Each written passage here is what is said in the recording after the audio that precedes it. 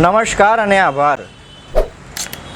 યાર વરસાદ આવે ને એટલે આપણે તો રસ્તાઓની સમસ્યાઓ ઊભી થાય અને રસ્તાઓ માટે વાસ્તવિકતાની ટીમ હંમેશા લડતી રહી છે। આજે વાત કરવી છે વરસાદમાં બની રહેલા નવસારીમાં રોડની।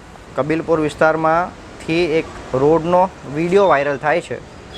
આ રોડ બનાવે છે વાયન ધાનાણી અને અમે આ વિડીયો વાયરલ થયા પછીના લગભગ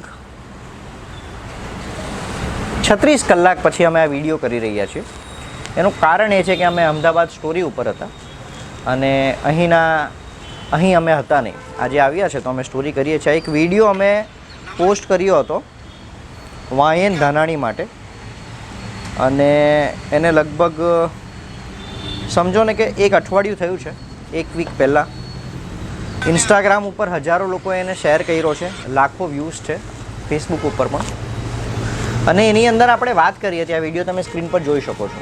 આની અંદર તમે એકવાર જોઈ લો વિડીયો। ચાલો, સારી ક્વોલિટીના રોડ અમને દેખાયા, ગામડાના માર્ગોમાં દેખાયા અને ઊભા રહીને અમે આ બાબતને પ્રજા સુધી પહોંચાડી કે રોડની ક્વોલિટી આ રીતની હોવી જોઈએ। લોકોએ એને ઘણા બધા અભિનંદનો આપ્યા, ઘણા બધા કદાચ એમને કોલ પણ કર્યા હશે કે તમારો એક વિડીયો વાયરલ થાય છે, તમારું કામ સારું છે, એને પણ સારું લાગ્યું હશે। પરંતુ શું કદાચ વખાણ કરીએ તો આપણે ફોર્મમાં આવીને ખોટા કામ કરવાના ચાલુ કરી દેવાના? પ્રશ્ન છે મારો વાયન ધાનાણીને। કારણ કે કબીલપુરનો જે વિડીયો અત્યારે વાયરલ થાય છે, આ બાજુની સ્ક્રીન ઉપર ચાલે છે, વરસાદમાં આ રીતનું કામગીરી તદ્દન શર્મનાક છે। વાયન ધાનાણી જેવી કંપની જેના મેં રસ્તાઓ જોયા, એટલા મજબૂત રસ્તાઓ મેં જોયા છે બોસ। ડાંગના રસ્તાઓ જોયા, અહીંના જોયા। આવી એક્સપેક્ટેશન તમારી પાસે નહીં હતી કે રોડમાં થતા ભ્રષ્ટાચારને અનદેખો કરવામાં આગળ વધે છે અથવા એન્જિનિયરો જે પોતપોતાની મનમાની કરીને કામ કરાવે છે તે રીતના કામો એણે કરાવવા છે। એટલે સમજ નથી પડતી કે વાયન ધાનાણી પણ હવે આવી નિમ્ન કક્ષાનું કામ કરશે।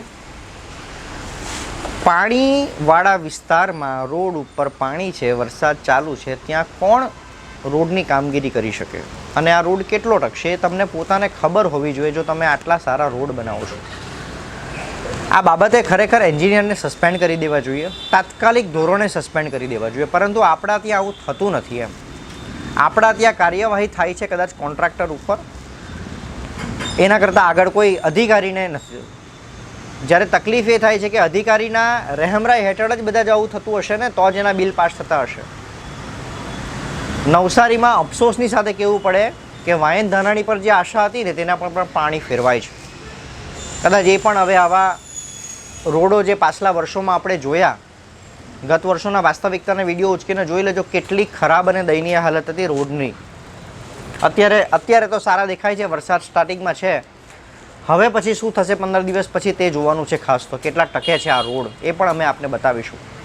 પરંતુ આ ખરાબ છે, નિંદનીય છે અને વાયન ધાનાણી જો આ જ પ્રકારના કામો કરવાનું હોય તો તેણે ખરેખર ટેન્ડરો સ્વીકારવા નહીં જોઈએ।